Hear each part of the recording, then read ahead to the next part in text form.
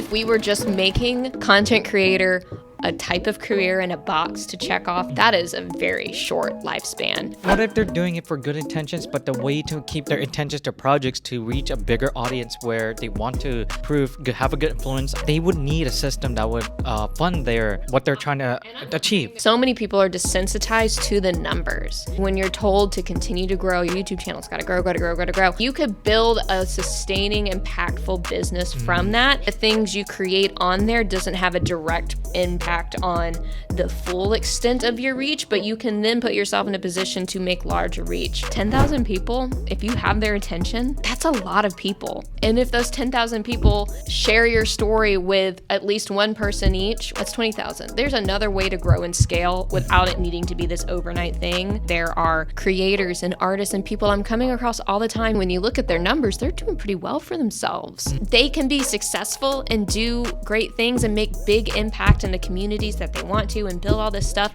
and have a legacy. There is enough room to make that big impact that we want without having to be an absurd number. If we want to have a world where we care about substance and art and care about each other again, we got to get comfortable with smaller numbers and making a lot of success out of that. But I think we've been led to believe that we can't be successful without hitting certain numbers.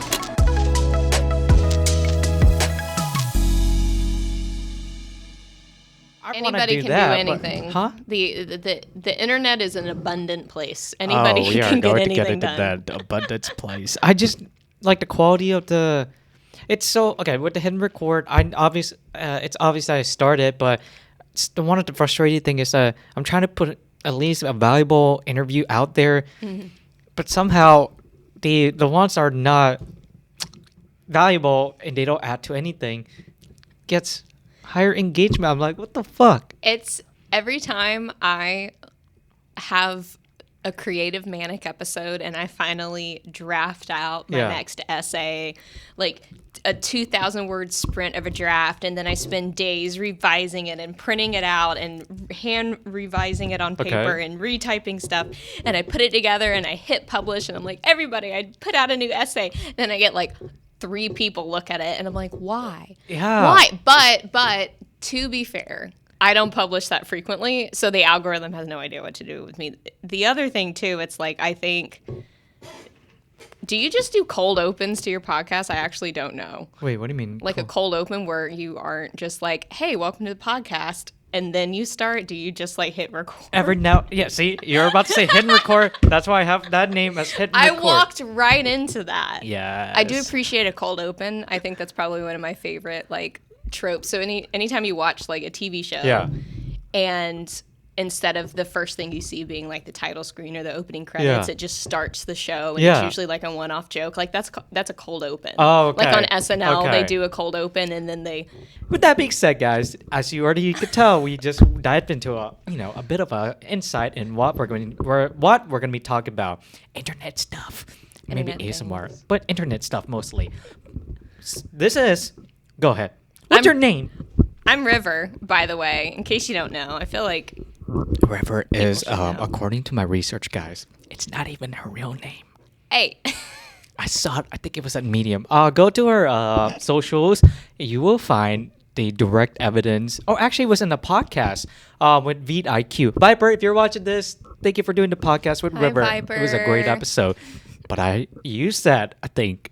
My name is not even a government name because you're trying to protect your personality from online and reality. But I'm going too far. Is that correct? Is that your real name or not? No, it's a pen name. It's a chosen name, which in the context of the internet, there was a time where we all used just our screen names, and many people are known by their screen names. Like Mr. Beast's name is not Mr. Beast, it's Jimmy, Yes. That is not an uncommon thing. Stage performers use stage names. It's just one of those things. The thing for me, I don't think I talked about it with Viper. Maybe I did. It's been like a year or so since I did that recording. The big thing for me too is my given name is very unique. Yeah. And I have people from my past that I basically don't want them to have any claim to me. And one of the ways for me to feel like agency over that especially if I do earnestly make an attempt to do anything public, even if it's like digitally public. I want to distance myself, keep that distance, keep that boundary from people like that. And that is like who have known me in the past, who have done not great things to me, one involving a restraining order at one point. So it's like, why? It was just a very bad relationship. I guess there is a value in having a government name now. Protect yourself. Yeah. My name is not Keenan Manuel anymore. It is Maximus Decimus from Gladiator. Yes. Anyways, in this episode, we're going to be talking about all kinds of stuff related to the internet, and we're going to be talking about the writer, her greatest upcoming into becoming the writer. And we're going to go into one of the best things that I found in the research about this whole entire episode for River is Parasocial. Guys, okay, if you want to follow this account or YouTube channel or Spotify, you already know. It's in the description. I don't really do call outs like she said, if that's what you're talking about. Just follow me. If you like it, cool. If you don't like it, cool. Just share this with your friends. I literally had the thought this thought passed through my brain within the last 48 hours watching TikTok, as one does.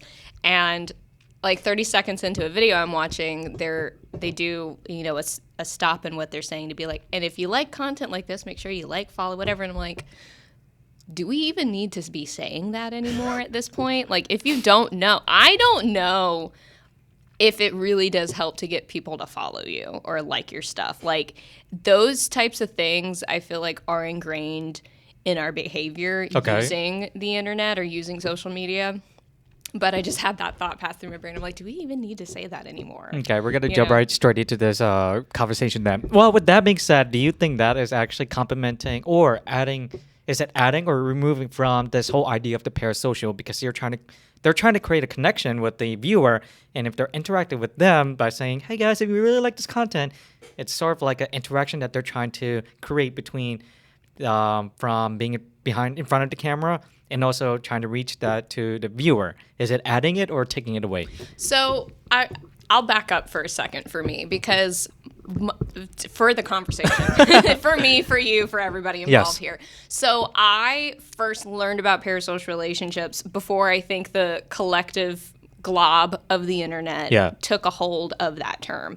I think some people were aware of what the phenomenon is, which is a one-sided, unrequited, almost imagined or manufactured relationship between like myself and a public figure or even a fictional character. Right. Because it is, in that situation, pretty impossible for the object of my attention, in this example, to know that I exist. And even as that evolved into, celebrities having some interactions with their fan base or just people who admire them, they may know like, oh, I meet you at a meet and greet, you're a fan of mine, cool, but they will never know you on an interpersonal level. Yes. So the parasocial relationship is very closely resembling in attributes to an interpersonal relationship, but it's one-sided to the person experiencing the parasocial relationship.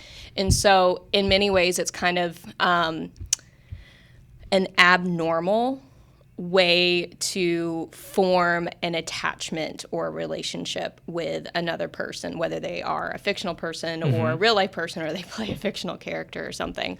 Add into the mix the internet, where there is very real opportunity for complete strangers to interact with each other directly, to acknowledge each other's existence.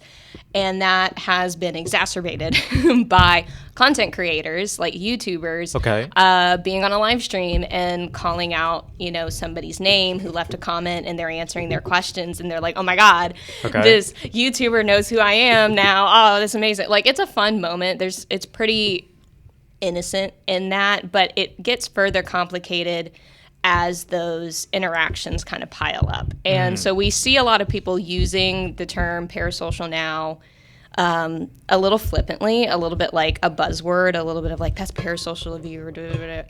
I kind of, at this point, want to continue to make arguments that not everything is parasocial. It may have attributes of a parasocial interaction or relationship, but it's not as simple as I am a fan of somebody and I have some attachment to them for whatever reason, but they'll never know who I am, but I will go to bat for them. I will go defend them in the comments of somebody saying bad things about them like I would my best friend. Like, those are very human things going on. The larger, I don't want to call it a problem, but the larger thing at play here is that we're communicating with each other at a volume and a scale and a speed that is completely unnatural to humans, which is online through, digital computer mediation. I'm like looking at the laptop, Just call it go. So right now, guys. I'm calling you out, technology. Man. But in the grand scheme of like humans communicating with each other, this has only existed for like a minute. Yes, I agree. Yes. And so even me saying a moment ago, like, it should go without saying to go like and follow somebody who you see a piece of content from and you enjoy it, or you keep seeing it repeatedly and you're like, you know what, I am going to follow that. I am going to like it. You shouldn't have to tell the person to do that. We're kind of beyond being taught that. Yes. But that's still, all of this is still new behaviors. It is brand spanking new. And many of us are walking around acting like we understand it and we know the long-term implications of it. So for me, it's like the parasocial piece of the puzzle is just a smaller piece of the puzzle. And in many ways, how we use parasocial as a term to describe things is kind of outdated and outside of what it was initially intended to describe. There you go, guys. There you have it. We have the biggest insight, the bombshell. I'm going to do what she just said. If you like this content, please subscribe or follow us on our blah, blah, blah, blah, blah. Just kidding. But we're going to take a step back here and go into a back story, like a Back to the Future kind of thing. So, knowing that whole interest in parasocial, in my research, it seems that you didn't come across that with intention. You came across it when you were, I think you already had a 2 bachelor's degree in English and communications. Yeah, it was when I was working on my communications degree. There you go. Yeah. So we're gonna backtrack even more. Add another. Who is River? Who is River Jack? Tell us your upbringing story to becoming a writer. Start from there, and then we're gonna get into the meat and bones of parasocial. Continue. We're trying to get people to form a parasocial relationship with me. Right I now? honestly think that's why I have not been as successful as I could have been online, is because people have yet to form a parasocial relationship with me. All that being said, let me think how far back I'd like to go in my origin story. Actually, I do have a starting point that I think helps make a lot of sense, and it is kind of how I acknowledged the writer in me in many ways. Yeah. So when I was 21, Okay. I had a lot going on. I had left that abusive relationship, and I had been out of it for some time, but the effects of it were still very alive in my life. And I actually got kicked out of college for a little bit. Oh, no. Because like my grades were awful because I was too busy worrying about my very unhealthy relationship with a person that just I was just in an orbit that I could not get out of for the longest time. And then I finally did. And then by the time I did, I had to put the pieces of my life back together. Okay. And also, like, I was 21. I was a baby. I didn't know anything. I didn't know shit. And so I have always had very grand romantic ideas for myself, for my life, and what it would look like. And so I'm, like, going through heartache. I go through the heartache of a rebound. I'm getting told, hey, you are going to be suspended for a semester to go think about your life, and then you can and I was like, I need to get out of this town. So I literally had a 21st birthday / going away party. And then I, the next morning, like a few hours later after the party, got in my car and started driving from here to Las Vegas. Damn. I lived in Las Vegas for a few months. I lived with family. So it wasn't just like on a whim or anything like the picture of Sin City that some people like to think. Yeah. Also, when they hear that I was like 21 when I did this, I'm like, I lived with my grandparents. Okay. Like I wasn't just going there completely untethered to anything. So that was the first time I lived away from here in Florida, in this area. I've grown up here. I've lived here my whole life. I was the first time like being away from like my mom, who is my immediate family. It's always just been me and her. So it was a very important time in my life to like have that experience. And while I was there, going through my feels, as one 21-year-old gal will do, I had always had, not always, but for a while had a tarot deck. Okay. And I started spending more time with it and learning about it and all this stuff. And one night I'm like hanging out with my coworker, and like her mom and other people are there. They're like drinking and whatever. And I had my deck with me, and I forget exactly how it came up, but I ended up giving a reading for the very first time to my coworker's mom. And I'm just spitballing. I'm just like, whatever's coming up, you know, lightning didn't crash, the ground didn't rumble. Yeah. I did not have like, you know, That's So Raven, a psychic flash. And, Yeah. Oh, and all I of haven't that. heard that in a long time. I Okay. know, deep cut. And I like finished the reading, and I kind of looked at them, and I'm like, because I'd never done one before for somebody else or just in front of people. That was the first time I did that. And they were just like, that was so accurate. Like, this woman's a stranger to me, and I What the barely know fuck? these people. And so that was very interesting to start developing something that came very naturally to me. And along with that, I was journaling a lot. I was writing in a diary. I was journaling and writing all the time. And I had always done well in school with writing. That's what I got the highest marks on. And I think the year prior, I had a creative assignment, like my first semester of college or something. And I basically fictionalized a very real traumatic experience and turned it into like this narrative piece and in a frame story to talk about other stuff. And I remember that getting higher marks, and I must have come back across it. But at some point in that time, being a kind of more spiritual aware person and writing like was the two things that came to me in that time. So I think that's when I realized like, oh, I think I'm a writer. I think that's what's going on here, is that there's a part of me that leans on this and trying to make sense of the world. So eventually, not long after that, moved back to Florida, finished the first degree, and then very quickly was like, I don't know if I want to go to grad school, but I had like VA benefits left over. And so I was like, I'll go to the comms department, because one of the instructors was building out more film production curriculum, and I wanted to take those classes with him. And the comms department used to have tracks of like, you could do the journalism track or TV broadcast or whatever. That didn't exist, so you could do like whatever classes you wanted in the comms department. So like I did a lot of any of the film related classes as possible, but I also had to like take some regular old communications. Starbucks probably needs a tarot reading right now. Probably does. So I had to like do some of those introductory like basic core classes in that, and I think it was in one of those where I'm like sitting in there with one of my fellow students in this class being like, I'm about to turn 19 or 20 or whatever, and like me realizing she was born like the year 2000 or 2001 and freaking out of like, oh my god.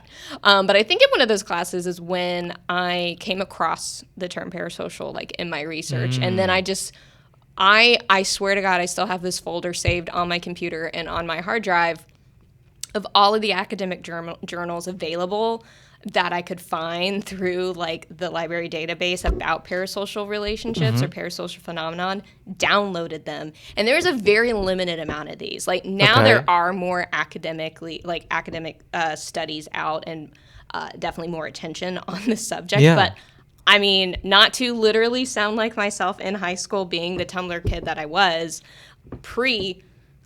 2014 that everyone likes to romanticize. Like, I was on there years before that. Yeah. I was into it before everyone else was into it. Like, I liked it before it was popular. Like, that is definitely a complex of my youth and upbringing as a teenager of, like, I was into this thing before everyone else was. But literally, like, a few years later, I saw more and more people talking about parasocial relationships online. And I'm like, oh, they know what I'm talking about or what I've been reading about. That's really interesting. And then it's just kind of taken off a little bit in the sense of like the term like gaslighting has been co-opted by the internet to describe things that don't fall into a clinical definition of what gaslighting is in psychology, you know, and that's just going to happen in general when people pick stuff up and start using it kind of colloquially.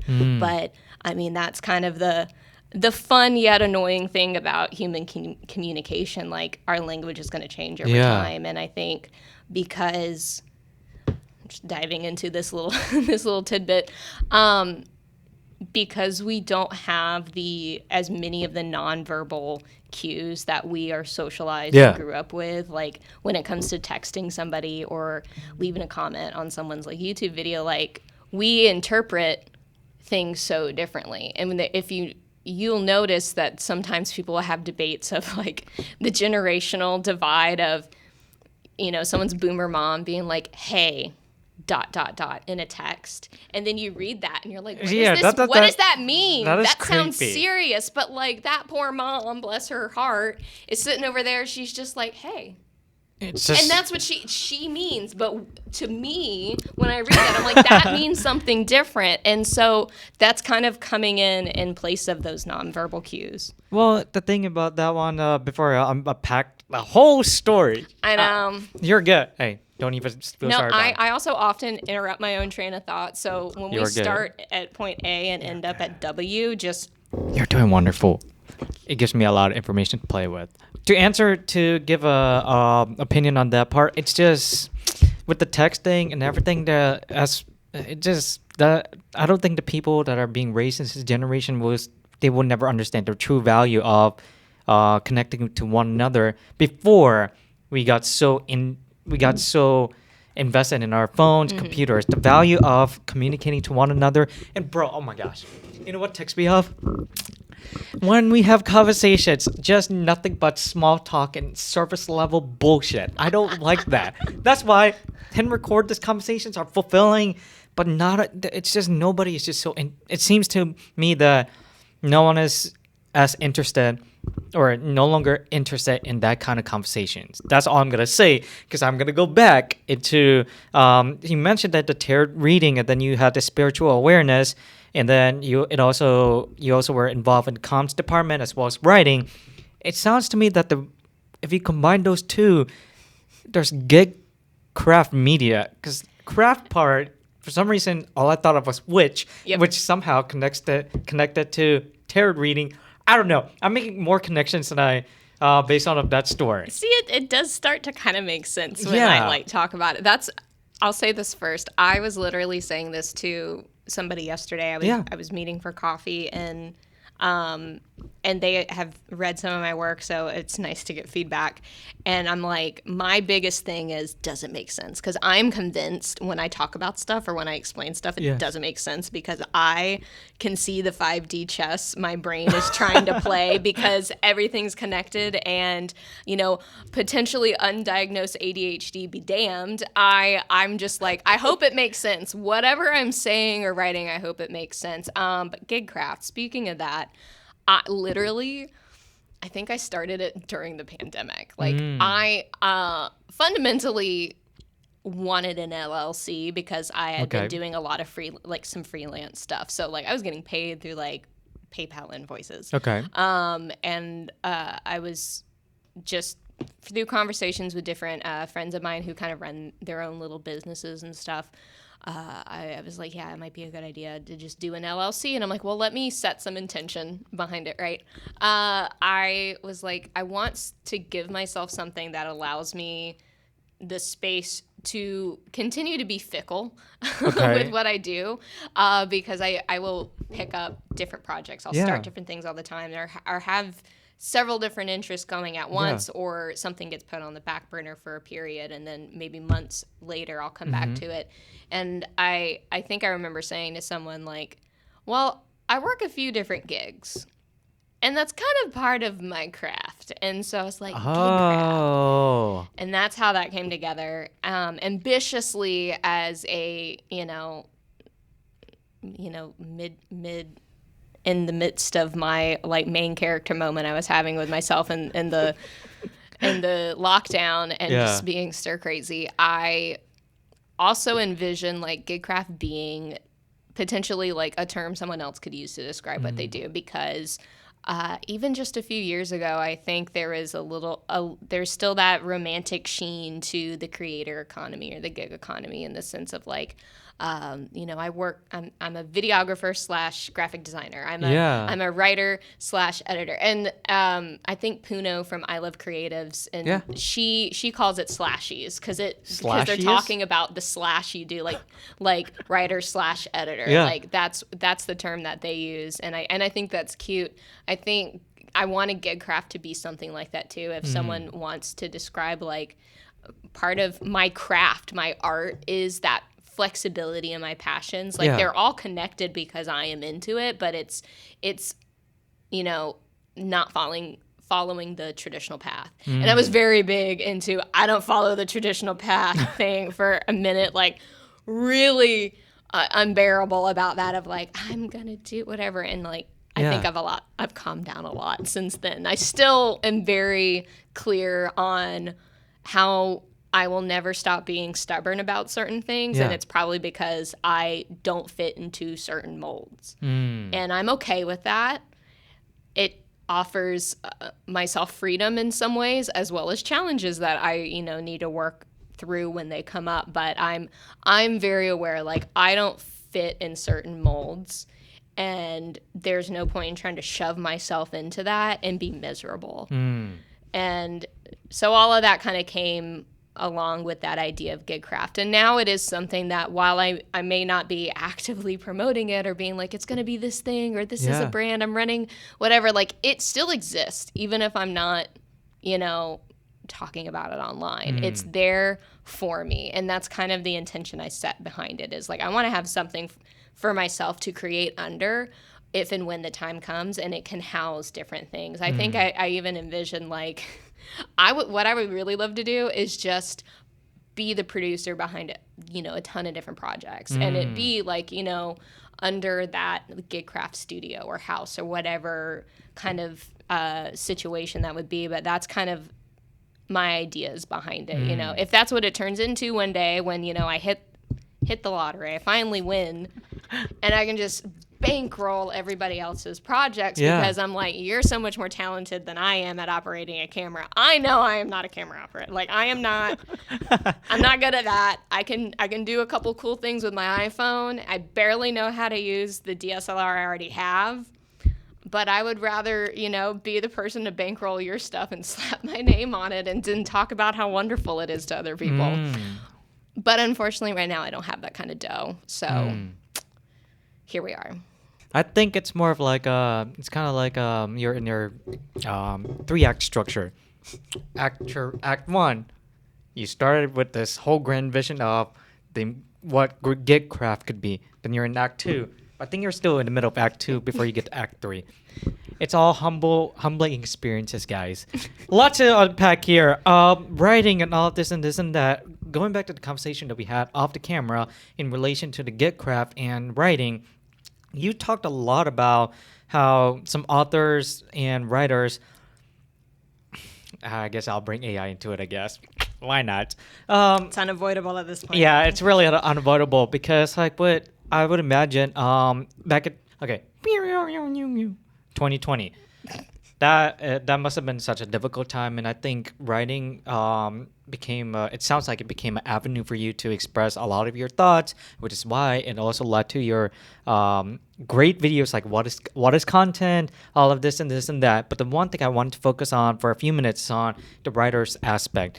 When you write, it's like, why does it feel like it's the only part of you that makes sense when it comes to putting your thoughts on a document paper, regardless of whether how much people will see it or not? Why does it feel like it's the perfect format for you? For me, I think it's how I understand myself or try to understand myself. Okay. I, as a small child, very, very melodramatic, like the most like unbearably melodramatic child. And anyone who did go to high school with me can tell you that I was a pain in the ass. Okay. Very dramatic. Theater kid? No, chorus kid. Oh. Yeah, I know. Whoa. I would be so insufferable if I did do theater. Oh, Lord. The good news is I have terrible stage fright. So that's never going to be a thing.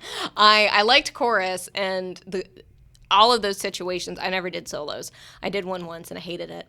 But with chorus, because it was a team and I felt comfortable in that. But no, I was not a theater kid. I was not. And all that being said, no one can give me hate for saying that because I'm dating a former theater kid. So we support you, theater kids. Just so you know, okay? We're not canceling you. There is hope for you. We love you guys. So much. So freaking much. Thank you for your art and your time into recreating a popular plays like Romeo and Juliet and some other Shakespearean. You did good. Yeah. Continue on. But all that being said, I feel things very deeply and big and whatever, and my imagination was always running wild. And I think in some ways, if you zoom out, it could have been anything creative. It could be any creative medium. Writing just happened to be the thing that has stuck with me. Yeah. It's something that I can take with me no matter where I am, no matter where I go, no matter how long I neglect it, it's still there. It's something deeply personal, and it just kind of has that what is the thing that they called it, like way back in the day, like, you know, an experience with the sublime, whether you want to treat that like, or think of it as almost a spiritual experience, or, you know, being in the presence of something higher, not to grandize it necessarily for myself, or make it like this thing of hubris. If anything, it's more humbling. I help myself make sense of my thoughts, my feelings, my thoughts of the world. I have a lot of messages come through me at times, and that kind of goes back to the tarot thing. I have stopped not practicing. I just don't run the business anymore. Like I read people's cards for years and then eventually felt called to kind of shutter the doors on that in some ways, and maybe one day I'll be called to do it again, maybe not, I don't know. But it's still something I practice for myself, and I mostly use it when I'm journaling. But when I was actively doing readings for clients, the thing that would always happen is I'd tell people, I'm like, I'm going to pull cards, I'm going to start talking, but if I kind of stop mid-sentence or if I'm silent for a few moments, don't interrupt, because I'm listening. Like, and it's not like I'm physically hearing something with my ear. It's I'm having thoughts come up and coming through. Occasionally I'd get visuals. And so what stuck with me, even though I'm not, you know, doing readings for people, or when I do readings for myself, it's very much comes out in the kinesthetics of the writing more so than in my head. But I will have like just a phrase come to mind while I'm brushing my teeth, and I'm like, that's so good. That's something I need to write down. That's something that needs to come through. I saw a quote somewhere on the internet in the last few months that really makes me feel a lot better about myself as a writer. And it was basically talking about even when you're not like physically sitting down and writing, writers are often writing in their heads. And I'm like, holy shit, I do that all the time. And I didn't even realize it until it was kind of pointed out. But I'm like, I am actively writing in my head all the time. Some people might think of it as like an internal, you might be doing like internal narration or monologuing, like, you know, pretending like you're the main character of a movie and it's like I go to do this thing. But for me, it's like I am writing in my head all the time, even if I'm not thinking about it as writing. But yeah, that's that's just what stuck. In all of my different iterations of myself and all the different, career day things I'd show up to at school, I think the thing about writing is when it's intimate and personal, and even when I'm not trying to put myself out there with it, especially now, I'm comfortable with, I don't need to prove myself to myself as a writer. I know that I am. And I think that's kind of the most important thing. And I think my tendencies as a writer can still come through in the other things that I do. I feel like this is a newer movement that I'm on lately, is kind of unlearning a lot of the teachings of the hustle culture of the creator economy, the gig economy of, if you're an artist or you're a creator, which that I have okay. Oh my God, I can't even get into that right now because that is a whole other rant for a moment. Seriously, I can't even You're get into good. it You're right doing now great. Because what do you even mean you're a creator? What are you talking about? You're an artist. I'm definitely now, my next thing is I'm kind of over the term creator. In some context, that makes sense and that applies. But most people, I think there's so many people who are artists, but they're calling themselves creator, and that's why I did that video essay. It kind of stems from that. What is the content? You're calling yourself a YouTuber, but you're not a YouTuber. You're a filmmaker. There's a huge difference. I'm a creator, guys. I'm not a podcast host or YouTuber. I'm a creator. There you go. I'm going to say about the tarot card. Yeah. I guess it wasn't in your cards. It wasn't in the cards for me. I've been dying to say the pun. Second, writing has always been around long before technology was ever introduced. It was literally at the beginning of mankind for as long as we can recall. And it will always still be here afterwards, even if AI will take over. Terminator, we will kill you with our writings. I don't know why I said that. I don't think people really understand the value of writing in our own lives because, like what you said, when it's being used as a way to meditate our thoughts, to write everything out, it seems like not a lot of people are doing that. I have never met a person in a while that writes or they do some form of mediation that involves an actual physical activity like writing or whatever. It's digital. Steve Jobs, thank you so much for your phones, but you also introduced a lot of problems that you probably didn't think of. Short-term attention. Anyways, we're going out of rant. The other thing I wanted to know was you have this passion for writing. How did you translate that into your business? And what were some of the challenges that came along with that? Because I remember you just said, I will be stubborn in what I write and everything because you know your value in who you are as a writer. And you also said that you no longer have to prove to anyone that you're a good writer. Mm-hmm. But how does all of that translate into the business? I will make the caveat of I am a writer. I may not be a good writer. That's a whole other conversation. It's a whole other thing. Here's what I'll say. I feel like I've been on the train ride of trying to make it in the digital landscape in some form or fashion for many years. I turned 30 in a couple weeks. Oh, I am guys, if you find her Instagram, send her a happy birthday. Okay? Please like this content and subscribe, share with your friends. I'm just putting that as a joke. But please like it. Happy early birthday. Thank you. Wow. Thank you. And don't forget to subscribe to this content. Continue. As I am about to turn 30, and having been on this ride for a bit, I'm kind of just now getting to this space of a little bit of fuck it, but also I feel like it's rooted in a sense of maturity about that track might not totally be for me. It may have aspects of it that look similar to it, but now I'm kind of if it hasn't worked up until this point, something's got to give. And the only thing I've gotten, well, not the only thing, I've been doing a lot of observing. I've been collecting a lot of data on stuff, which is great, and my passion for that hasn't been lost.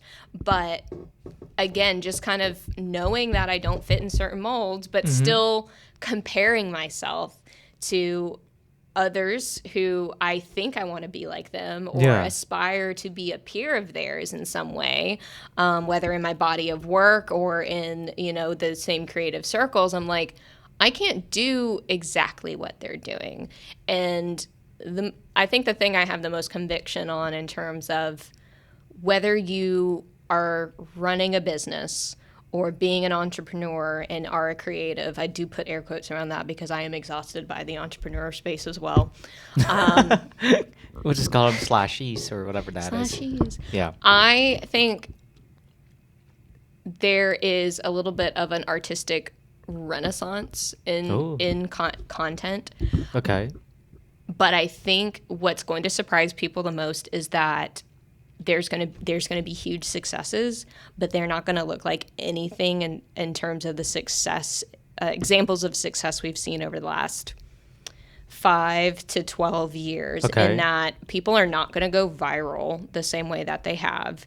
We don't have centralized social media platforms anymore. Like Facebook's a joke. Agreed.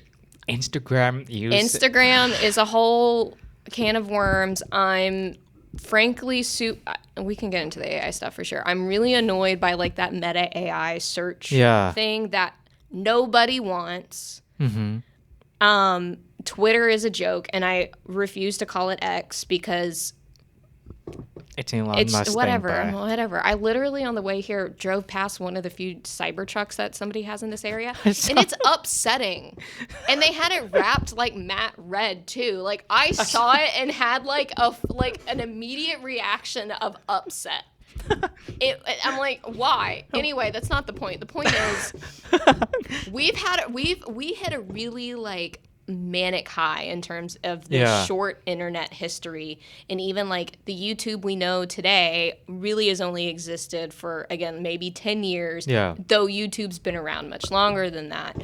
We're going to enter into a new cycle where it's already happening.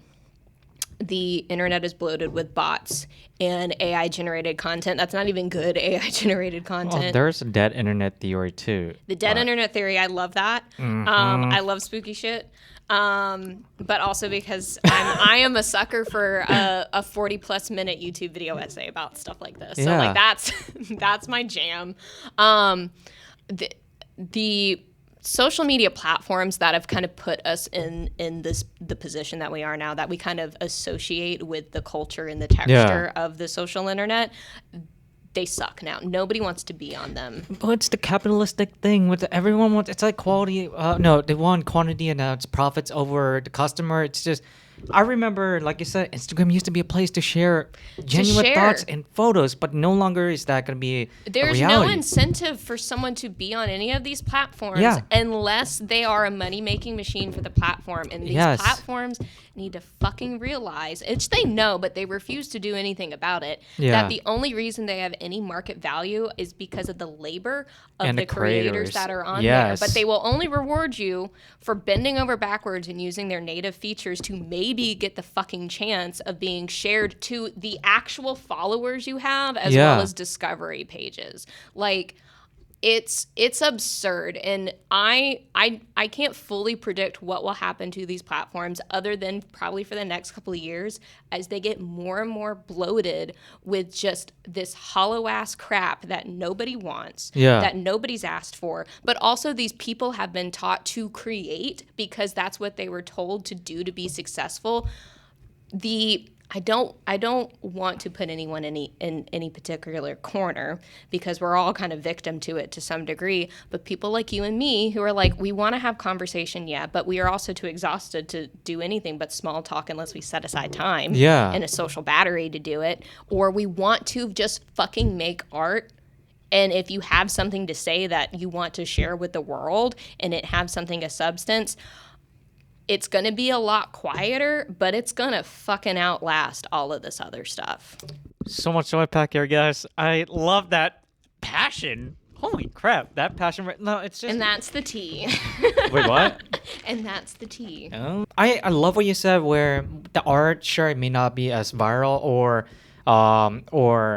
something that everybody will always love and will always share.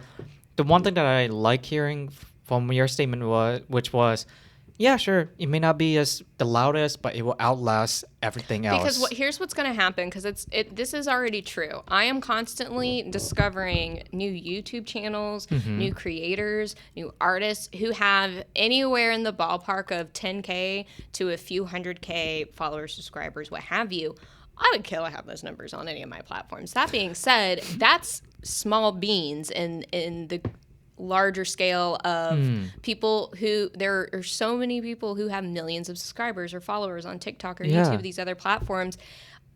But these people I'm discovering, I look at their pages, I'm like, are they new? Where have they been? There's a whole ecosystem that I'm new to, but has existed for years. They built a platform for themselves. They built a brand. They're doing well without needing to be a household name.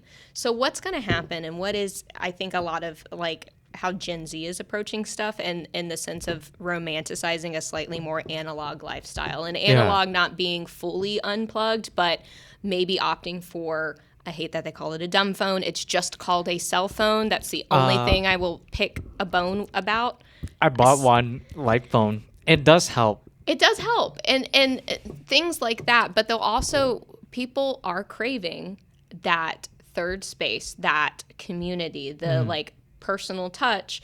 And there are so many young adults walking around right now who do not know a world without this stuff. Without phones. So they're going to be the ones who all of the headlines are going to call, like, look at them rediscovering how to go on a walk without their phone, or look at them discovering how to have an in-person book club. Look at these silly kids. They're not silly kids. They're going after the things that they've been deprived of because our culture got way too greedy with this shiny new next thing, and we're all fucking depressed because of it, and I'll have ADHD now. So there's going to be that other pendulum swing. The thing that's, it's just not going to be this big boom and excitement that came along with like the rise of, like YouTube creators suddenly getting paid to be creating content on YouTube specifically, which I will say on the record, I would not lump YouTube into the same category as like Facebook or TikTok or Instagram. Well, YouTube has it's been successful everything else. They have their issues, but like of all of the other like businesses, like platforms that are paying creators so they have market value, YouTube has been the strongest in that. And it's not exactly a social media platform either. It is a publisher of content, but not just any content. It's educational videos, it's podcasts, it's short films, it's scary stuff, it's gameplays. And I think people will probably, as we all have an opportunity to kind of slow down, because we're going to not spend time in these, hollow, bloated apps as much anymore. We're actually going to take our time with the internet like we used to and visit websites and spend time slowing down. We're going to once again diversify our language and how we describe things, because things have moved so quickly for the last however many years. I'm making content. I'm doing it for the gram. It's all shorthand. And we made it all shorthand because we couldn't be bothered to stop and actually describe what we're doing. We're not thinking about what we're doing or what we're creating. We haven't been, and now we are. And that's going to come with its own pains and challenges, but that's actually what has me optimistic now, is this grand slowdown and this grand thing of like, we're just done dealing with the bullshit that social media platforms have been dealing with us, That's gonna be that's harder to, okay, this is where those are my predictions. No, fair, but that's such a high optimistic view though, when the value of conversations, the value of great content, meaningful stuff has been so hard to find, when all of the content that's being produced as of lately has been nothing more than just, for example, YouTube. I do not like how, have you ever seen those videos where it's like constant cut? It's a retention edit style. Yeah. I cannot handle that because I can't do that. Like, I understand the merits behind it. And I think on a smaller scale, it's like, yeah, that's a strategy that can be successful, but not everybody needs to do it. But suddenly everybody's doing it because that's the YouTube formula, but it's not. It's a formula to replicate something and just have the outcome that you want, which is a higher retention. And I'm like, look, if I can't keep your interest for the first few minutes, like, God save us. I can't help you. You can't help me. I love what you said. If you can't keep somebody's attention for any longer than 30 minutes, then you're doing something wrong. Because if you have to edit, I think it has to start from creating real content that catches somebody's attention instead of having to fix it in post. I don't know. Long, relaxed scenes are so much better because it gives your mind. Going back to digital age, we're all trained to look for shiny things, but not only do they realize that they're also losing the capacity to pay attention to anything longer than 3 seconds, because once they get a hold of the shiny things, it forms this dopamine response. Effect. Yes, you gotta keep going, and I think value of having that is starting to overlook, like it's overtaking the value of what's really important. Slowing down and just appreciating what's there. I don't know, bro. And that's why we need our artists back. Like, I don't think our artists have left. I think Really? I think our artists are here, but a lot of us have been fallen into that trap of trying to conform to the hot thing, which is be a content creator. Yeah. And that's why I am pretty belligerent at this point of being like, you can be a YouTuber, but not every YouTuber is a YouTuber. There are like the video I did. Oh my God, Kevin Perjurer. Yeah. Perjuron, whatever. Love him. I love Defunctland. That, like, I love long videos so much. But the thing about video essays is, like, you can just, like, dive into a topic you wouldn't have discovered on your own. So in a way, as a filmmaker, he's also curating. He's curating history and ideas and subject matter. And that's also what artists do. And so, like, it's so interesting to have watched this moment in the video he did of having that self-reflective moment of, like, feeling the existential crisis of just being a YouTuber. And someone who's been on the platform, I mean, for a fraction of his life, but most of his career at this point. And it's like, wow, what is this going to be like in 20 or 30 years, 50 years of this, like, the lifespan of this type of creative career or body of work on the digital landscape? Like, that's the stuff where I'm like, we need to chill out for a second, because I'm just now getting Facebook memories that say 13 years ago and 14 years ago. Yeah. And I'm like, does nobody else think this is weird, right? Like, is nobody else having a full-blown, like, mental breakdown over, like, my phone? I have a phone with an app that's showing me something I did online on this day 14 years ago.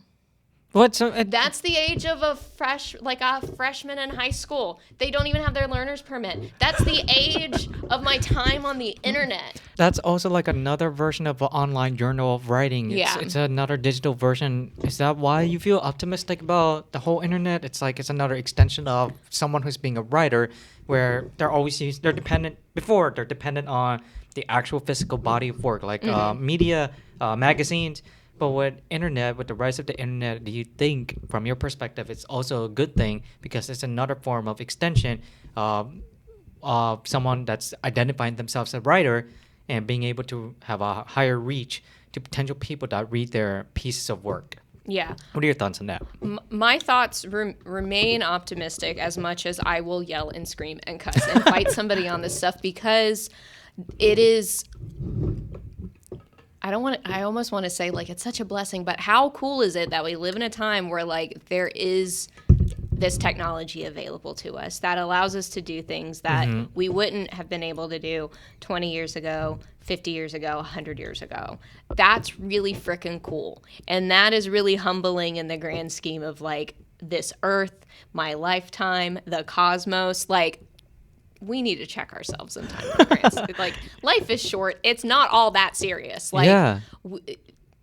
That's one thing. The other thing, too, is I kind of take a little bit of a Marshall McLuhan approach, perspective on it, which is, like, there's always going to be some level of neutrality to technological advancement. Okay. However, the application of it and the practice of it is going to have a positive and a negative outcome. And it's up to us and the people who are in charge of implementing that stuff to make sure that the positives outweigh the negatives. If new tech replaces a job, the people who are displaced do get displaced, and historically the problem is more so that the people in charge of that are not taking care of the people who need new jobs. Okay, I agree with that one. Okay. Because the tech didn't do it, the people using the tool did that. And that is a misuse of the people. Okay. The other third thing here is I have a very strong distinction between the internet and social media platforms. The internet and social media are not the same thing. The social media platforms are powered by the internet because of the hyperweb, how technology is connected and data is shared between servers and satellites and fiber optic cable. But like the internet, I think is a really cool place. It's been abandoned. It's been left to, a lot of ad spaces and stuff. I think we will have a reacquaintance with internet culture specifically, but I do see a strong distinction between the internet and social media platforms and social media culture, because social media culture is the newer stuff. That's the where we're approaching everything from like an app-based approach versus like our computer, which gave us a little bit more Actually, I'm agency glad you brought that over up because the internet, you just mentioned that it's dying place now for the ad space, but with the app-based approach, like Discord, do you remember, bro? Y'all remember what internet where you can just create forums and you just talk about the topics? I've been seeing a rise in like the apps such as Discord, where you're now having a much more of like an intimate environment with users all over the world, and it's about you create a channel or a topic about a specific issue or whatever it is that. I didn't realize that until you brought that up. Because remember when we were like in school and we spent time on the internet and maybe we spent time on Facebook. I started my Facebook on Facebook.com. Wait, is it changed? No. All these kids, I want to say kids, but a lot of them are grown adults in the workforce now. I mean, grown adults as much as you can be at like 22. They started their Facebook, their Instagram, their whatever on their phones. They didn't do that on the computer. They don't know Facebook as a website. What? No. True. I came across a TikTok about it. I even wrote about it. You didn't do your research. No. I'm like remembering the when Instagram came out. Instagram did start as an app. I'll give it that. But in the desktop came later because apps were such a new thing, at least what I remember in high school, like my senior year. Yeah. Like 2012. Wait, are we making a distinction between? I'm saying there are arguments to be made for a distinction between the internet and social media because they're just not the same thing.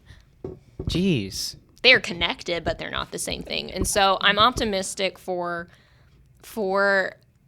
the internet, for the technology that I think will empower us to innovate the career path of a creative in the digital space. But I think the toxicity that social media platforms has curated for us and perpetuates for us, that's what's going to kind of fall away. And you see more and more people saying like, I don't do social media, but yes, there's a level of unavoidability when it comes to, finding your tribe, finding your community, finding people. How do you do that? The internet. Use your computer. Your computer is so fucking powerful. Like, fuck the phone, who cares about that? I haven't posted on Instagram more than like 10 times in the last like year and a half, but I've made so many more meaningful internet friends in that last year too. And it's not because I'm like, trying to be someone I'm not. It's because like we took a moment, either I did or they did, of like, hey, I really like what you had to say here. I really enjoyed what you wrote. I like this. A lot of those came through non-social media spaces, Substack. I made a lot of connections through Clubhouse when it was still cool and fun. Yeah. None of those things were like as flashy as the heyday of social media and the quickness to scale, the people following you, the people liking you, the people engaging with your stuff. That's what is a kind of a little bit of against our human nature and kind of where we falter and where how the line of communication is broken down. Well, we're diving into the psychological aspect of this then. As a creator. See, well, I'm you joking. go I'm ahead, go joking. ahead. I'm using it as a running joke in the entire conversation. The psychological aspect is like I find it really hard to believe that it can be all that optimistic when the psychological impact on our younger generation and even on us. I don't. If you're saying that everything, the apps, the phones, is all slowly becoming integrated as part of our lives in personal and professional. I don't know if we're acknowledging the psychological aspects, the problems that can come with that. More, I think it should be more talking about because, yeah, sure, it's like we're all connected, but we're also disconnected at the same time. Absolutely, and Why? I think a potentially chronically online take is if we express something positive about something that also has negative attributes or negative things going on at the same time, Yeah. that it is co-signing or endorsing the negative things it's doing.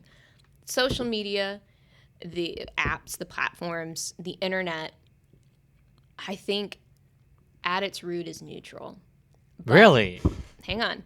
But it's all everything's an episode Ooh, of Black about Mirror. to get a lecture. Let's go. Long story short, everything's just an episode of Black Mirror because the thing that gives it an intent is the user and the person running it and the person who is taking that tool, which is in a neutral state, and then doing something with it. That's what gives it an intent and a meaning. Okay. So I hear you and I understand why people don't have hope for the internet or social media or whatever. I get it. Every single author I talk to, I work in publishing, by the way. Just floor drop right there. Oh, if you like this content, or if you want to see some of her work, she worked for a publishing house. There you go. Anyway, I've been doing that for many years. I work with many, many authors, different walks of life. And so many of them hate social media. I'm like, I get it. And I give them my philosophy, which is a little bit more, I have a more holistic take on it and all that being said, but I understand the grievances. I understand the exhaust. Like, I do not have a healthy relationship with social media. A lot of what I'm sharing here comes from a little bit of almost an academic lens, and that's where I find passion and interest in it. My optimism does not negate the problems that need to be addressed and the unknown long-term consequences of this stuff. Like, I watch a handful of vloggers, and I remember a few years ago, one of these vloggers, this vlogger, she went and had her brain scanned, and the doctor is talking about, like, more and more people who are in her line of work who create content frequently, like, it affects their brain, how they are reading comments, the type of comments that they're getting, the work schedule that they're doing, the lack of boundaries between work and real life, and it's content, I'm making content, has a consequence. That is absolutely true, and I acknowledge that is true, and I can also still at the same time hold optimism for the future, because this is a little bit of my woo, law of attraction side, but all of those issues are an opportunity for something to be done about it. We haven't really been. But we haven't. No. And that's kind of probably the next thing to be addressed is, like, who is it up to? Who has it been up to? Is it possible for us who are angry enough about it and want to do something about it to actually do something about it? And part of that for me is, like, talking about this stuff and like stop acting like some of these things that we treat as normal is normal, and we don't need to be alarmist. We don't need to banish it. We don't need to renounce it, but we need to talk about its complexities and not fight with each other over the identity politics of, like, well, I like this thing and you like that thing, so that must mean the whataboutisms are true and you hate babies, And that's, what are we doing? How are we spending our time talking to each other? That's what I want people to just stop doing, so we can have room for conversation, so we can maybe get to the point of addressing those the larger systematic issues. I don't think that's gonna be possible in this way. I'm not trying to be. No. I hear you. It's more.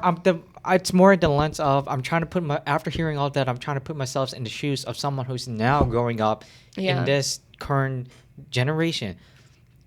As we go further along with this advancements in our technology and our communications, so too will the knowledge about what it was like before that will soon disappear. Imagine if we're older and we're all dying off, and the kids are like, "Oh, what are you talking about? That time, that was so lame." Yeah. That argument is gonna be it's gonna be something so difficult to convince and to bring out the issues, because now the people that are now growing up will no longer have the capability of understanding the value of everything that came before this, and they will have a hard time understanding where we're coming from, because they're no longer living it or experiencing some form of what we experience. That's why like nostalgia core, nostalgia core, analog horror, those aesthetic lenses are so popular because a lot of the people who make like analog horror content did not grow up with VHSs or camcorders. They're Gen Z, and I am a little scared of some of these younger generations, I'm not going to lie. That being said, I can totally see there being, I don't think there's going to be a ubiquitous thing, but I could see there being communities or lifestyles that are adopted that, because they have media showing some picture of what life was like before these things and why they romanticize it, that it's like, wow, life seemed quieter, life seemed more simple, life seemed more peaceful, let's live that way. I can see that totally happening. It might be a total moot point that all of these technological advancements are happening too quickly, that, or it's just going to create a larger gap between the people who have the money and are making these things and funding it and sending rockets up in the air for no reason other than because they have too much money and they want to be whatever. And then like the everyday people, that I feel like does get a little bit into sci-fi dystopian territory, but don't look up. Watch that movie. Don't look up. Anyways, go that on. was really fun. I enjoyed it. I don't know why people did not enjoy that movie, but because there's a message in it and they don't want to acknowledge it. I know, and people are like, oh, look, our world is actually going to shit. But they're just like, no, it looks pretty. I like the movie. But anyways, I thought it was fine. But it's fine to have disagreements about not liking stuff. But yeah, I can totally see, and I think there's like glimpses of that even happening now with these young adults who did not grow up in that world, who do not know that world, but they have so much media showing them that world and maybe adopting aspects of that lifestyle, and that may be becoming trendy or popular, and there being a slowdown of everybody having the same iPhone or everybody having the same everything, because that's what we all have. This stuff has only been happening for a short time, but we don't know what's going to happen next. I obviously have predictions of like things that are probably going to come out or come to be, but really that's maybe over the next like 3 to 5 years. Beyond that, we don't know what's going to happen next. And I have my own history of, my own deep, dark, twisted thoughts and stuff. Like, I have been on the negative train. I have had to do a lot of self-work in that area, and it's something I still struggle with. When I have something I can persistently be optimistic about, I'm going to do it. That's something I'm going to be stubborn about. And I am also comfortable with, like, you, my friend, disagreeing with that, and that doesn't conflict with how I feel about you or will continue feeling about you. Like, it really is that simple to not fully agree on everything and still be really cool with each other, I think that it comes down to healthy communication, whereas that type of disagreement that we're having, in this generation, it's just going to do it for the sake of disagreeing. They're like, no, this is better, this and this and that. That is why y'all need to learn to have real conversations. When real conversations take place, so you can, that will lead to a healthier resolution to all conflicts, because you took the time to listen to one another, but you all are not doing that because we're all having short span of attention. Yeah. I love social media and technology, but it is also a problem in some ways or form. Speaking of problems, I would love to go into a parasocial thing because one Yeah. of the thing about that I'd love to know your opinion is when it comes to the audience forming this quote unquote real relationship with creators. I'm now interested in not so much more of what you already defined what parasocial relationships look like. Now I want to know what your thoughts are on the psychological aspects because, as you said, we have multitude of wonderful creators, but there's also another crazy amount of bad creators who are exerting influences that should not have been exposed to younger generation and even Yeah. on us. So with the parasocial relationships dynamic, how does that even work with you have creators like I'm gonna get hate for this the Paul brothers. You Oh, have I thought you were the gonna bring up like Colleen Ballinger or something. never heard of Well, see, and the internet is so abundant. There's space for there to be two big scandals that one that you were just unaware of, but is I think a culturally relevant thing. But it also can be something you don't know that happened, which is fine. The long and short, I'm just gonna go ahead and answer this. The long and short is if there is an opportunity for someone in a position of power to exploit and manipulate someone in a lower position of power than them, they will do it. That has nothing to do with the parasocial dynamics. Really? It's something that it was a feature of those specific instances in the sense of the reason some fans were put in the context of being abused by a creator is because there was initially formed a parasocial relationship. Okay. But that type of abuse doesn't exist because parasocial relationships exist. If that makes sense. Like but the viewer is forming that relationship because they were when it's initially if someone's in a higher position of power and influence over somebody, they can abuse it. And that's going to happen in different circles all the time. Like that is an existing crime against humanity. What people have attached to, I think, is the parasocial of it all.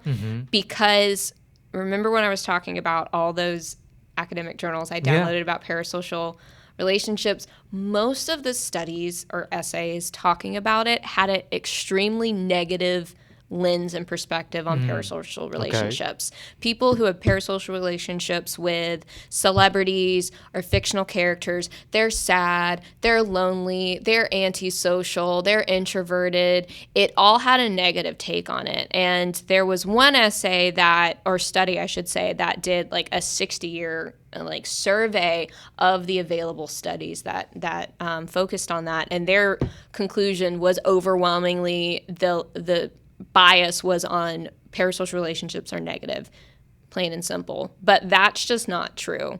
Parasocial relationships, I think, can be a positive thing.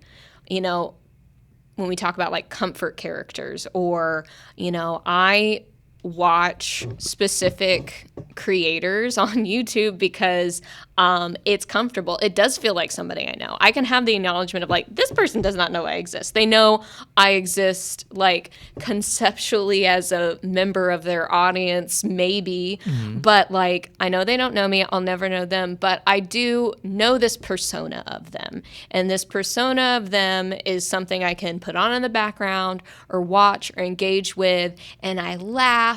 It maybe helps me fall asleep at night. It's something I want to share with friends. Like, that's okay. And that's fine. If there's an opportunity for something to go off the rails, that's going to just happen. And that's multiple things going on. But it's not it's almost never one singular thing that happens. And what's funny, even before we started recording and we were talking, and like you have made it clear you wanted to ask me about parasocial relationships before our talk, and we ended up talking about a whole bunch of other stuff, which like is all fine and dandy. But I almost wanted to ask you what is your interest in parasocial phenomenon? Because to me, I feel like because it's a hot topic or hot buzzword, like that is the attractive thing, and I think that. I'm just kind of curious, like, what your fascination was with asking me about it. I had never heard of the word parasocial. It Oh, wasn't really? Yes, and second, the more I read into.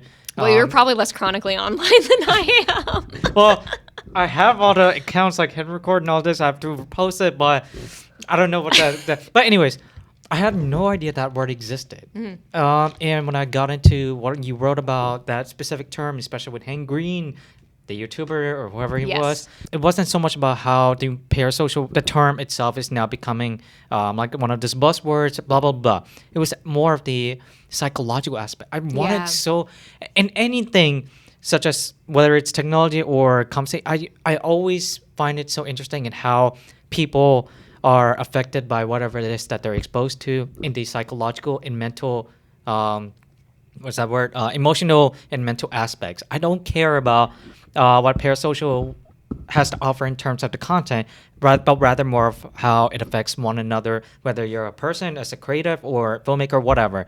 That's the part that really made it interesting based on what you wrote. That's why I'm asking all about that. I hope that answers it. Yeah, and I feel like parasocial relationships are born out of just very human things. Like we are social people, and I think media has offered an opportunity to almost socialize in a way that is not normal, for lack of a better term. But that's not necessarily a bad thing, but like we usually form bonds or relationships with others in interpersonal relationships because we are alike in some ways, or there's something about like you have common ground, or this person is really good at this thing, I like to learn more, and they seem so cool, like I want to hang out with them, or you want to get something out of somebody else, which again isn't all, like there's not always something nefarious behind that. So when you get to spend time with a content creator in the way that it is set up of here I'm watching your content, when I'm watching a YouTuber, I'm spending time with them, but in the context of the internet and the social media of it all and how they're presenting themselves, and they are just another person, like I am just another person, and then that stuff gets complicated, if they go down the route of fame and there's this money and there's these things and then there's these opportunities they may or may not exploit or whatever, but it's like, wow, this is a person just like me.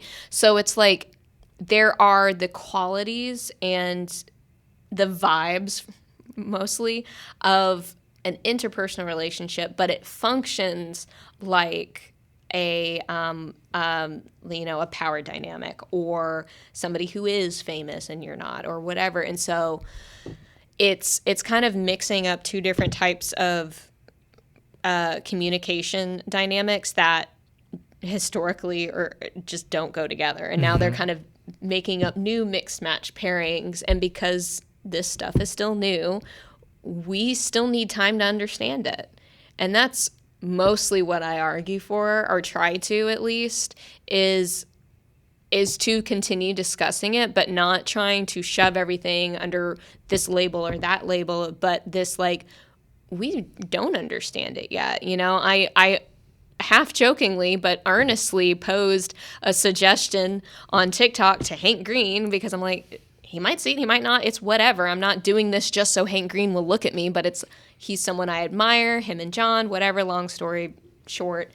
But posing like for him and his brother as people who, spend a lot of time creating content and they have a large community behind them online, they also experience a type of parasocial relationship, but kind of in the reverse, because it's not with an individual, it's with their audience, it's with their community. And so, okay, we're getting into mucky territory, and, Hank and John, kind of suggested, instead of calling it parasocial, to call it seroposial, because it's in the reverse. And then telesocial.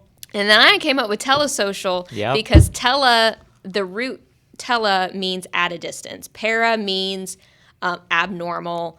Like paranormal. Like paranormal, right? So it means like this is not a normal thing, and parasocial relationships aren't normal, but I don't think they're bad either inherently. And then, Telesocial might not be the thing to describe, a content creator's experience and their relationship with their audience, but it might be something else, and that's cool. But I think we should figure out what all of this means and how to describe it and talk about it with each other. Because if we don't come to an agreement on the semantics and the pragmatics, we won't understand each other. And then we can't innovate. We can't solve problems. We will continue to be too busy yelling at each other into the void online and not making anything cool actually happen. It's just they're too busy being right in their own opinion. It's just they're too caught up in that to see the bigger picture, which is frustrating when there's so much when there's so much work to be done and in a lot faster pace, when they can just work together, put aside their differences, and come up with something else entirely different. What are some of the actionable steps that people that you've identified as content creators for the lack of better sentence or term, to avoid the problems that come with the parasocial relationships, but also still cater to, because you mentioned in your I think your essay said that the parasocial relationships would the creators in that relationship dynamic, whatever they have, it also determines the type of content and that they make and what they want to do with the audience and all of that stuff. So what are some of the actionable steps that they can do that they can take to make sure it actually produces a lot of positives rather than the negatives? Yeah, no, and this kind of goes back to something you had asked me and I didn't quite answer directly, which is like, how to approach, business, or like how I approach the idea of business, even in this context. It's like, I'm advocating for chucking out all of the advice that these creators have been given, which is, make something you're passionate about, but then after you start getting a little bit of traction, see what does well and these topics perform well, and then only make videos about this stuff. And just know, if you deviate from this path, your audience that knows you for this and the algorithm that knows you for only talking about Star Wars and Legos or whatever, as soon as you do something that you just want to do for fun, you're going to get punished terribly and people are going to hate you for it, and your career's never going to cover. So you better hard pivot and make sure you're uploading twice a week at the same time every week. No, fuck that shit. It's so overwhelming. You lose the reason why you did it in the first place. I don't know how more people haven't realized sooner how absurd all of this is. And I'm like over here just like, fuck that. Just fuck it. I spent a lot of time in my early 20s in community with people who advocated for that, who wanted that. And I will absolutely acknowledge that there are strategies such as the one I went on a tirade on that can work and have produced results, but that doesn't mean that's what's going to work for you. This is why I want for somebody, even if it is just myself, to feel comfortable making the distinction of I'm an artist, but I'm not a content creator. Because if I am an artist, but I feel like the only path forward or the easiest way to explain myself is to say I'm a content creator, that puts me in a totally different mindset. Artists are still carving the pathways to community and career and success in the digital space, but have been lumped in with the content creation machine.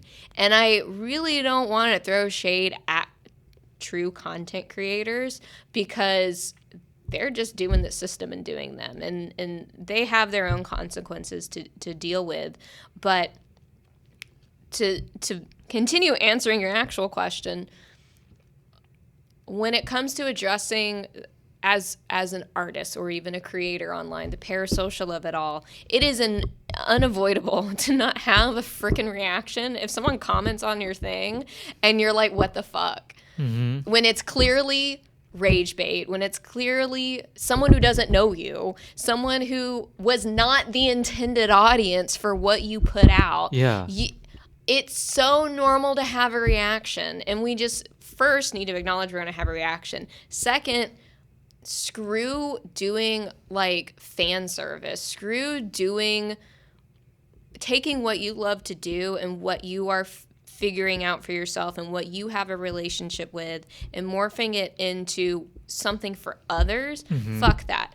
I think true content creators do that. There's nothing wrong with wanting to make money online. You have the means and resources and the time and the dedication and discipline to do it. Go do exactly that. Go put out a bunch of content that's going to rank well in search engines, that's going to respond well with audiences. You pick a niche, you do that, you hire a team, whatever.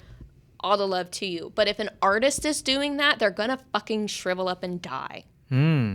Like, I'm not convinced otherwise. If someone else is successfully doing that, great. But I don't know how long their career is going to last, because in this last, like, beginning of 2024, many YouTubers who have been on the platform for 10 years or however long, they're quitting. Matt Pat, we miss you, man. Pat!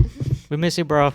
Even though I don't watch your content, I hear it from my girlfriend, but it looks good. Matt Pat, and then you have, oh my God, there's so many. There's a good handful, and even people that like I knew of but maybe didn't watch, but like they've been on the platform for 10 years. But it's like you could be a filmmaker for 30 or 40 or your entire life. You could be a journalist for however long. I think, but if we were just making content creator a type of career and a box to check off and a box to fit in, that is a very short lifespan because of how they've been taught to build a platform for themselves. That's fair. But what if they're doing it for good intentions, but the way to keep their intentions, their projects to reach a bigger audience where they want to improve, have a good influence on, they would need a system that would fund their what they're trying to and I'm not achieve. saying there's not room for noble and well and good intentions. I think we've all been told and believed that if you want to make an impact and make an impact on the global stage with the World Wide Web, you got to have millions of people following you. There's 8 billion people on this planet, whatever. How many, like, with 10,000 is a lot. It's a lot, but we're so many people are desensitized to the numbers. And I think that when you're told to continue to grow, your YouTube channel's got to grow. You hit like 500K. That you could build a sustaining, impactful business from that. And maybe the things you create on there doesn't have a direct impact on the full extent of your reach, but you can then put yourself in a position to make larger reach. We've just been told how to do this wrong. And I think the advice probably came originally from really good intention. And I think the people who have executed it well for the last 5 to 10 to 12 years also had good intentions, but this isn't working and it can't work forever. And like we gotta let go of the grind and realize that, holy fuck, 10,000 people, if you have their attention, that's a lot of people. It's gonna be more than the size of this building. That's crazy. And if those 10,000 people, share your story with at least one person each, which they're gonna tell more people than that, like that's 20,000. Like there's another way to grow and scale without it needing to be this overnight thing, and feeding a machine that you can never satisfy, and then believing and instilling that like I'm not good enough and I can't make it happen, and my dream is so big but I've worked so hard and like people are depressed, River, and tired. You just okay. When I was creating this, when I made this hidden record thing, I got so hung up on why in the hell do I have this many views or 17 subscribers, whatever. Yeah, at this time of this recording, 17. It's something about what you said made me revisit how I'm acting and viewing all the work that I'm trying to put into. What you're feeling and describing, I go through this on a daily basis. I am the worst about being a brat and being just a dysregulated mess when I'm like, okay, I uploaded, is this Instagram that I opened? I think I did. I uploaded the same video on Instagram and Wait, TikTok. is it the what other is one. content or is it No, different one? just a random ass clip because I just wanted to. 231 views on Instagram, and then TikTok, I think I got like 700 views, and I'm like, that's nothing. That's whatever. I'm like, if I was in a room with the number of views, like as people that saw that, that's a lot of people. But I want to do more. I want to share good stuff like this to help make a change. I know, but I think you and me and a lot of other people have bought into the misunderstanding that doing more and doing great in a world where we have the accessibility to things we would have never dreamed of being accessible to, that if we're not continually getting bigger and bigger and bigger and hitting larger and larger numbers, that we're somehow failing at it. And it's like, I've mentioned, I feel like a few different times in this, that there are creators and artists and people I'm coming across all the time who are, you know, relatively speaking, when you look at their numbers, they're doing pretty well for themselves. And I've never heard of them. And they can be successful and do great things and make big impact in the communities that they want to and build all this stuff and have a legacy. And I can never have heard of them. And there's enough room in this world, which is also kind of a scary thought. The world is a big place. But there is enough room to make that big impact that we want, but maybe not exactly as big as we're thinking. And it doesn't have to be, you know, you are only worth anything if you get 1 million subscribers or 5 million subscribers on YouTube or whatever it is. Like, you can do a lot without having to be a truly absurd number. It is absurd for someone to have 1 million subscribers. It is absurd to have 10 million subscribers. But that's the goalpost. But that's the goalpost. It takes a hard work to That's a lot of people. I know, but also 500's a lot of people. I'm trying to remember that. I'm trying to because But we need to. I need to hear it too. You need to hear it. I need to hear it. Somebody else needs to hear it. 500 views, 10 likes. 10 likes on me saying, "Oh, I put up a new Substack essay." That's 10 people, and like people that means something. That's worth something. If we want to have a world where we care about substance and art and care about each other again, we got to get comfortable with smaller numbers. And I've been saying that for many years now. The one of the next growing pains is getting really comfortable with smaller numbers and making a lot of success out of that. But I think we've been led to believe that we can't be successful without hitting certain large, absurdly stupid numbers. God damn it. All right, I'm gonna hide the numbers on my YouTube. We're almost out of time, actually, guys. But there's like a couple things I want to wrap up before. That was rapid fire now. What? I said rapid fire. Let's go lightning round. Yes, rapid fire round, lightning round. Let's go. No, seriously.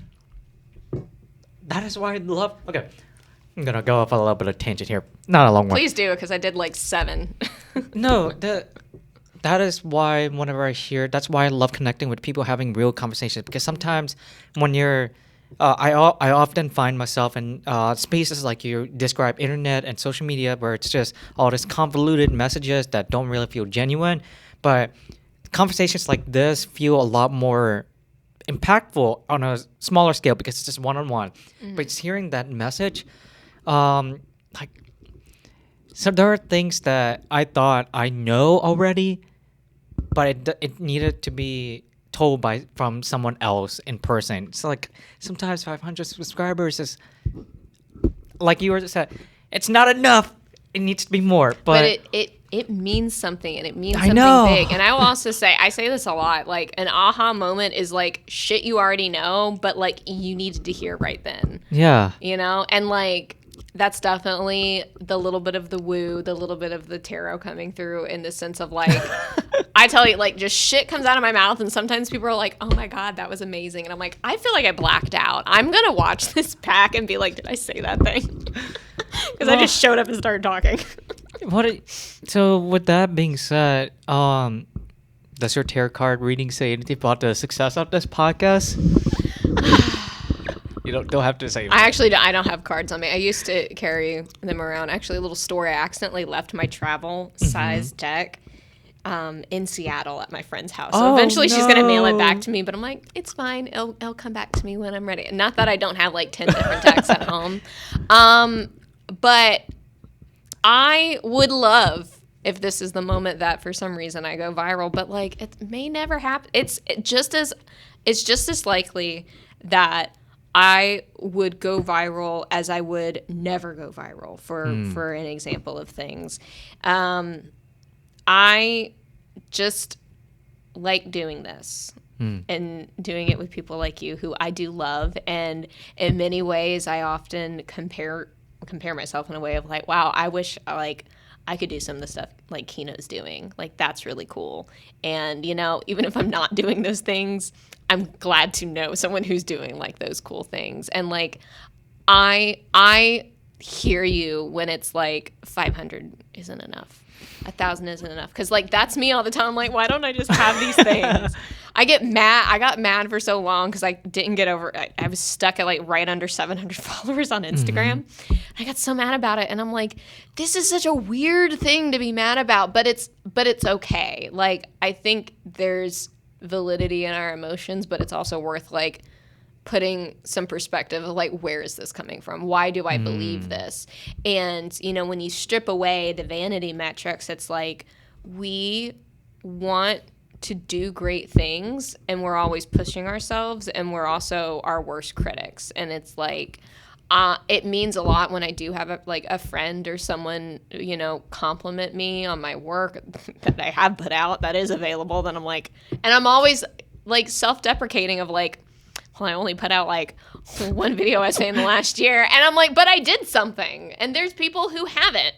And it's a little weird to compare myself to people who have, but it's like, but I did it.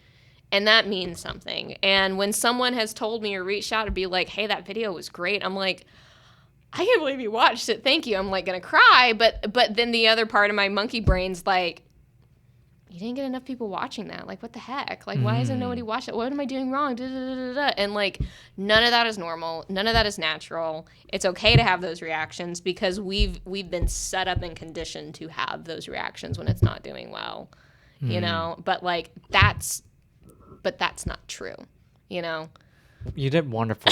Seriously, your question, if you feel like you went on a tangent, you didn't. You gave a lot of insights of how you think. So you did great. Thank you. You did fine. You did awesome. I hope it made sense. Like, literally. It made sense to me. Now, the question is whether it made sense to them. I think you guys get it. Please comment or like this creator thing that we have going on. Yes. Anyways, we're going to do a closing. Is there anything else you would like to say before we say goodbye to the void? There's a few questions after that. Just good luck. Just good luck out there. And I Godspeed. Why are you talking like you're in the NASA headquarters saying that to the astronaut? Because it's scary out there. I all of my optimism, I know it's scary out there. It is a scary time. We are all in our feels. No, I often feel so alone in the things that I get excited about for no other reason than being excited about it, and it lights me up. And one, it is important. Something is important because it sparks my interest. It is, if something sparks your interest, that is enough for it to make it important. The other thing is I know I'm not alone in what I am interested in and excited about, despite feeling alone in it sometimes. And so while part of me wants to be like, I don't know why you're having me on here, because like I literally, the last YouTube video I uploaded was December 2023. And the essay I published recently on Medium was like the first one of the year. Anyway, all these qualifiers of like why I shouldn't like go do a podcast. Imposter syndrome, but it's like I'm getting to the point, maybe it's my, turning 30 and giving myself a little bit of a fresh start, saying, you know what, fuck it. Like, I don't care. I just want to talk to people who are into this stuff or the people I enjoy. So I wish that for others, for all of us to stress less about things we were told were important that aren't, and to just take advantage of the things that actually feel good and feel like a good use of our time, and to give each other grace and give ourselves a lot of grace. A lot. And yeah, that's all I got for the moment. That is actually great. That's a great answer. Seriously. I hope it makes sense. Stop your self-deprecating monkey brain saying that stuff. You did great. Accept it for once, River. Okay. Okay, there you go. You did wonderful. The one thing I was going to say when you mentioned about how you have no idea how you got here or whatever, while it is true that most of the creators, yes, there you go, creators out there may put out a lot of the work that may never be seen by millions, that specific work that they just put out may have a specific purposes. They may have its own purpose that they didn't realize. It's going to reach out to the right people that need to hear it, needs to read it, or need to see it. And that's a lot of that. I think that's one thing that we're often forgetting, and we should be reminded. So your work reach to the right people, even if you don't hear it or see it from them. You will probably be more than surprised and more than happy and proud of yourself for being willing. Yeah, there's a fly. There's a fly that's really ruining our very poignant, emotional, warm, fuzzy moment. Jeez. We're going fly up the wall now, okay? You can fix that in post, right? No, I can't. But I'm saying, all I'm trying to say is that your work is meaningful to a small handful of people, and that's going to be more than enough and more impactful than reaching millions that read it but don't give a shit about it. So you already reached one, which is me, and you're probably going to you've already reached and will be reaching others in ways that you never expected. So you are doing great. I mean that in every... Warm and fuzzies. All the warm and fuzzies.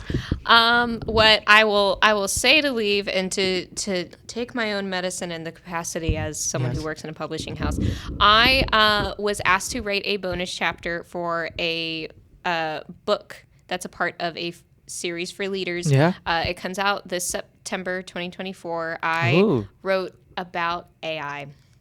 So I will not only technically finally be published. My name will be in print. My chapter that I wrote will be out there. It is available for pre-order. I should probably add that link to my stuff. Yeah. Yeah, so that is happening. And I mostly hang out on Instagram, and TikTok's a wormhole. Probably Instagram is the easiest way to be redirected to the weird places that I hang out online sometimes, or decide to share something when I've created something. Damn it. I just realized we didn't talk about AI. Part two. Part 2. Riverjack. Part 2. Will AI save us? Will Terminator happen? Stay tuned for part 2. Will you be open to being on part 2? Duh. Okay, stay tuned for that. And that's like and subscribe to this content. Share it to the people that will love this. That being said, any last words? No. Okay, there you go. There you have it. All right, guys. Here's my closing. All right, guys. Thank you so much for watching this episode. You can always find us on Hidden Record at Instagram. Same thing on... I don't think I'm on TikTok. I think I am, but I don't like their platform. Anyways, find me and everywhere. Just go. My name's Kino Manuel. My user is DP by Kino, but I'm probably going to change it. I don't know. Yeah, I'm trying to stay off the grid from the government. That's just the way. Yeah. Anyways, thank you so much for watching, and I hope you guys are having a wonderful time listening to this episode. And please let River know about your opinions on Telesocial and as well as AI. Stay tuned for her upcoming book, which will be in print. That's a big achievement, by the way. Well, it's just a chapter, not a book. I'm working myself. I don't care. Stop downsizing or stop minimizing. I'm just trying to not falsely advertise by accident. Oh, okay. I'm sorry. Please continue. It's a chapter within a book. It's an anthology and of a nonfiction book. Anyway. Each chapter is written by a different contributor.